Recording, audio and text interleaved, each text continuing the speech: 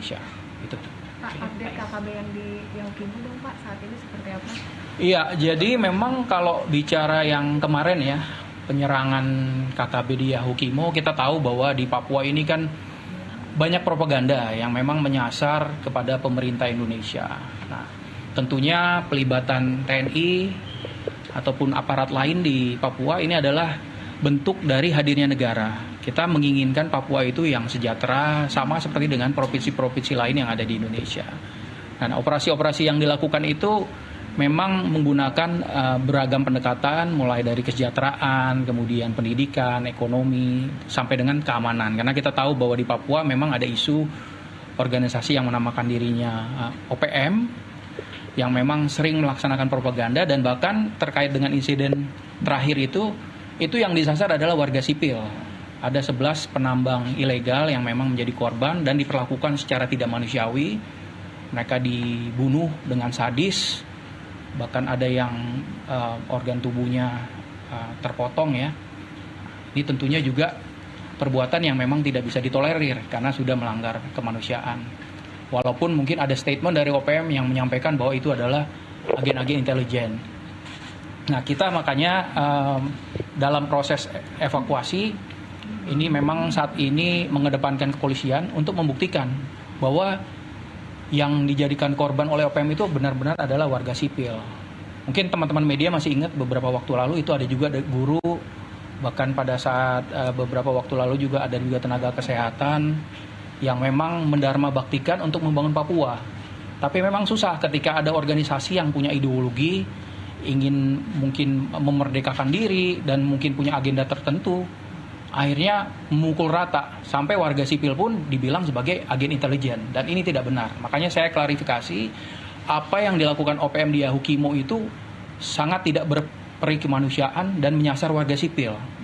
Jadi propaganda yang dilakukan dengan menyebutkan bahwa itu adalah agen intelijen dari TNI itu sama sekali tidak benar. Nah, jadi makanya saya minta tolong teman-teman media membantu juga nanti mengklarifikasi, sehingga bukan hanya di dalam negeri tapi di luar negeri, karena mereka narasinya di luar negeri mereka banyak punya perwakilan-perwakilan yang secara individu mendekati baik itu dari LSM, tokoh-tokoh pemerintahan untuk menyebarkan propaganda. Nah, dewasa ini kita tahu bahwa ada misinformasi itu masih bisa dimaklumi, mungkin secara tidak sengaja. Tapi ketika kita melihat disinformasi atau malinformasi, itu adalah memang penyesatan informasi yang dilakukan untuk merusak dan menyesatkan pemikiran ataupun persepsi yang melihat ataupun mungkin membaca. Jadi nanti tolong teman-teman media membantu menyuarakan apa yang memang terjadi di sana. TNI pada prinsipnya selalu akan menjaga kepentingan negara kesatuan Republik Indonesia, baik itu untuk kedaulatan, keutuhan wilayah, dan keselamatan bangsa. Masyarakat sipil, baik itu yang orang asli Papua ataupun yang pendatang di sana, itu adalah tugas TNI untuk menjaga, karena itu bagian dari keselamatan bangsa.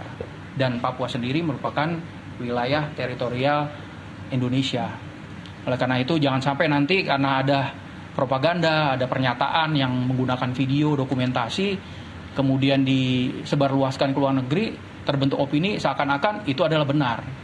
Banyak memang disinformasi yang beredar, apalagi dengan ada media sosial yang digunakan narasi-narasi yang menyudutkan pemerintah dan TNI. Nah, saya berharap memang masyarakat ini bisa lebih jeli lagi, dan tentunya kita tidak bisa hanya bekerja sendirian, Kemhan dan TNI.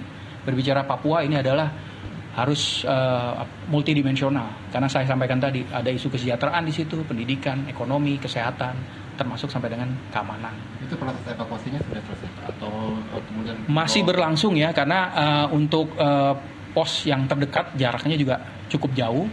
Dan langkah yang diambil, yang diputuskan oleh Mabes TNI adalah kita mengedepankan teman-teman dari kepolisian untuk membuktikan bahwa tidak ada sama sekali koneksinya warga sipil yang sudah dibantai oleh mereka, oleh OPM secara membabi buta. Ada kurang lebih sekitar 11 yang menjadi korban, kemudian dikait-kaitkan bahwa itu adalah agen intelijen. Nah, tentunya kita berkolaborasi dengan semua pihak, baik dengan penegak hukum, pemerintah daerah, dan seluruh stakeholder yang ada di Papua untuk menjaga stabilitas yang ada di sana.